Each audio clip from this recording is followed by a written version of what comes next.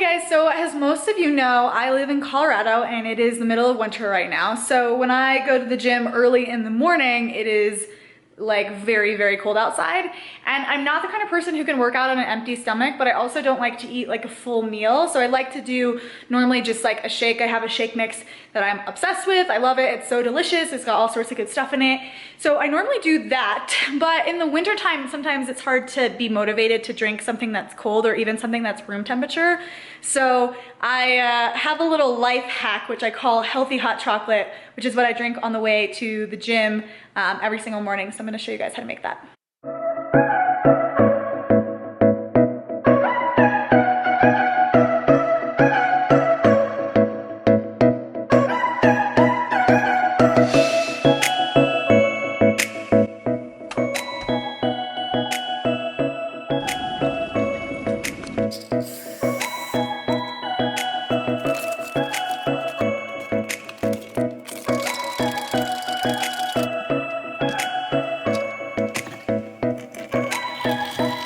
Voila! So I love this because with that little bit of the like room temperature water in the beginning and then like the half boiling, it's usually the perfect temperature for me to drink right away. And I just drink this on the way to the gym. It's about a 5 to 10 minute drive from my house. And then when I get there, I'm ready to go. Oh my God, it's so good.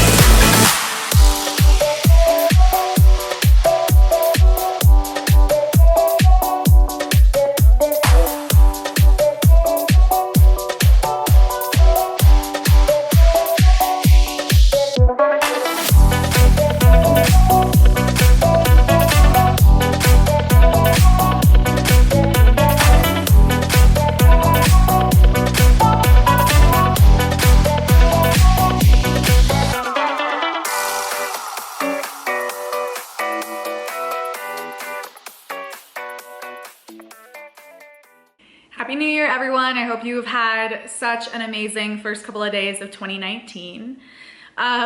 Today's video, I want to talk a little bit about what happens when your goals start to slip. So inevitably, you know, we create these goals for ourselves moving into a new year, right? Even the last video, we were talking about setting resolutions that stick. But even with that, sometimes we get into our life and lifes and we don't do everything the way that we planned on doing it, is maybe a nice way of putting that.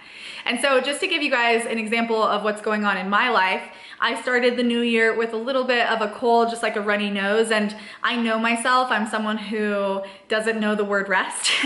And usually what happens to me is I get a little stuffily and then I continue to go as hard as I possibly can. And then I end up with like a full blown, you know, cold sickness type thing. And I'm totally out for like a couple of weeks. I challenged myself this time around to actually take a couple of days of rest. So even though I had a workout and a spin class on the calendar. I didn't go, I just drank a bunch of water. And what was awesome is I didn't end up getting like a full-blown cold. I just had a runny nose for like 2 days. I did all of the, you know, healthy hacks that I have in my tool belt. And if you want me to do a video about some of the healthy hacks that I have about staying, you know, staying healthy, beating the colds, you know, those types of things, just shoot a message below in the comments and I'll make sure that I make a video of the things that I like to do to stay healthy and to keep my immune system running really strong. But anyway, so I didn't work out those first couple of days, and then the last couple of days we've had family dinners where, you know, at home I eat really, really healthy. I eat you know, mostly gluten-free. I'm not perfect on that one. I eat mostly dairy-free, and I would say mostly plant-based, you know, so that's where I feel my best. And I think there are lots of right ways to do food, but that's what seems to work best in my body. But when I go over to other people's houses and they're serving me dinners, I try my best to be, you know, a grateful guest and eat whatever is being served. So a lot of times there are things that are not what I would usually eat. Or when I go out to restaurants, I let myself enjoy food. So I had a dinner the other night and definitely had gluten in it. And then last night we went to sushi and it was amazing. So yummy, but lots of tempura stuff. And of course we had to get the molten lava cake at the end. So I was feeling a little bit bummed on myself. I had only worked out a couple of the days of the new year. My eating wasn't as on point. And I told myself this morning that, so what? You get a chance to start over. And I look at myself in the mirror these days and I'm in the best shape I've ever been in my life. I love my body now more than I ever have in my life. And yes, a lot of it is up here. I've done a lot to work on my mental health so that I love myself from a space that's beyond what my body looks like. But also, I've been giving consistent effort over time to take care of my health.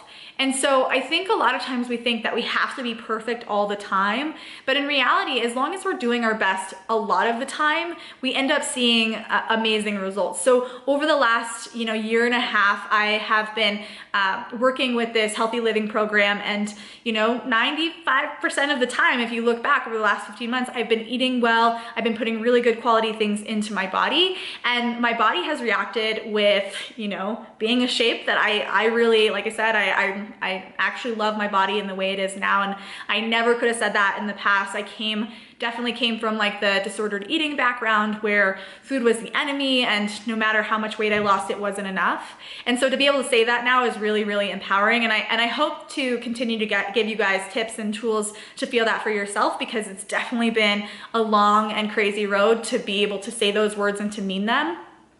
But what happens when you give consistent effort over time is if you have a couple of days here and there where you're not quite as much on the wagon as you'd like to be, it's not the end of the world.